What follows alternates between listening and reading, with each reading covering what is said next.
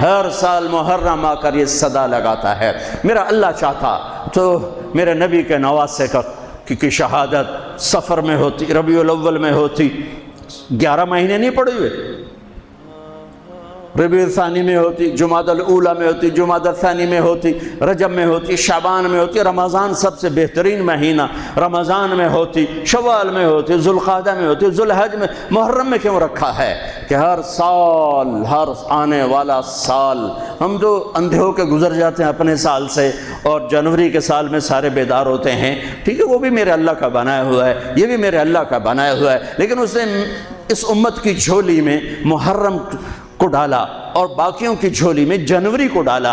اللہ تعالیٰ نے اس مہینے کے اندر، اگرچہ یہ مہینہ شروع سے کوئی مقدس چلا آ رہا ہے، محرم میں اللہ نے آدم علیہ السلام کی توبہ کو قبول کیا۔ محرم، اماں ابا کی ملاقات ہوئی 10 محرم میدان عرفات میں۔ دوسرا بڑا واقعہ 10 محرم نوح علیہ السلام کی کشتی جودی پہاڑ پہ جا کر ٹکی۔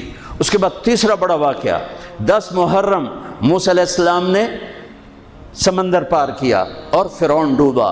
چوتھا بڑا واقعہ 10 محرم یونس علیہ السلام مچھلی کے پیٹ سے باہر نکالے گئے اور اللہ تعالیٰ نے ان کی حفاظت فرمائی۔ ایک پوری فہرست ہے، میں نے آپ کو 3-4 سنا دیے، اور پھر اس سب پر چھا گیا میرے نبی کے نواسے اور پورے خاندان کی شہادت۔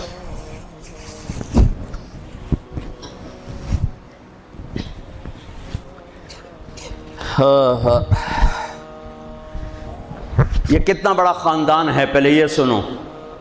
میرے نبی نے فرمایا اللہ نے ساری کائنات کو دیکھا، پھر ان سب میں سے عربوں کو چھانٹ کے الگ کیا، پھر سارے عربوں کو دیکھا، اس میں سے مضر کو چھانٹ کے الگ کیا، پھر سارے مضر کو دیکھا، اس میں سے قریش کو چھانٹ کے الگ کیا، پھر سارے قریش کو دیکھا، اس میں سے ہاشم کو چھانٹ کے الگ کیا، پھر ساری ہاشم کی نسل کو دیکھا، اس میں سے میرے اللہ نے میرا انتخاب کیا۔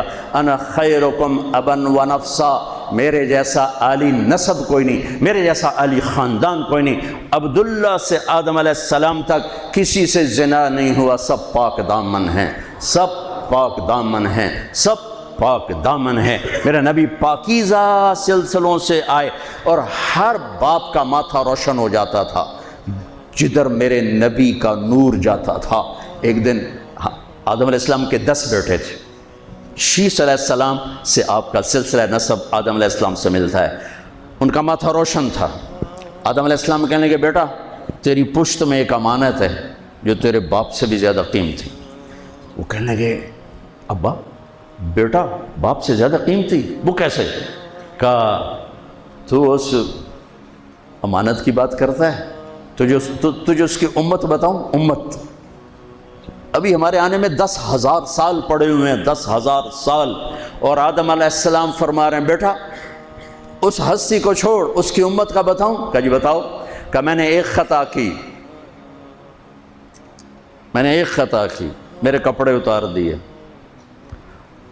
وہ ہستے اس کی امت روزانہ خطائیں کریں گے، اللہ ان کے کپڑے نہیں اتارے گا۔ میں نے ایک خطا کی، مجھے بیوی سے جدا کیا، وہ سارا دن گناہ کریں گے، اللہ ان کی بیویوں سے انہیں جدا نہیں کرے گا۔ میں نے ایک خطا کی، اللہ نے میری مشہوری کر دی، سوری دنیا کو بتایا، اور وہ سارا دن منہ کالے کریں گے اور اللہ ان کے گناہوں پہ پردے ڈالتا جائے گا۔ میں نے ایک خطا کی، مجھے جنت سے نکالا، وہ ہزاروں خطائیں کر کے اس کی رحمت سے بخشش پا کے جنت میں جائیں گے۔ میں نے ایک خطا کی، میری توبہ کے لیے 40 برس لگے، اور وہ ساری خطائیں کر ایک بول بولیں گے اللہ معاف کر، اللہ ان کے سارے ہی معاف کرے، اللہ ان کے سارے ہی معاف کرے۔ ہر ایک کا ماتھا روشن ہو جاتا تھا، نور نبوت چمکتا نظر آتا تھا۔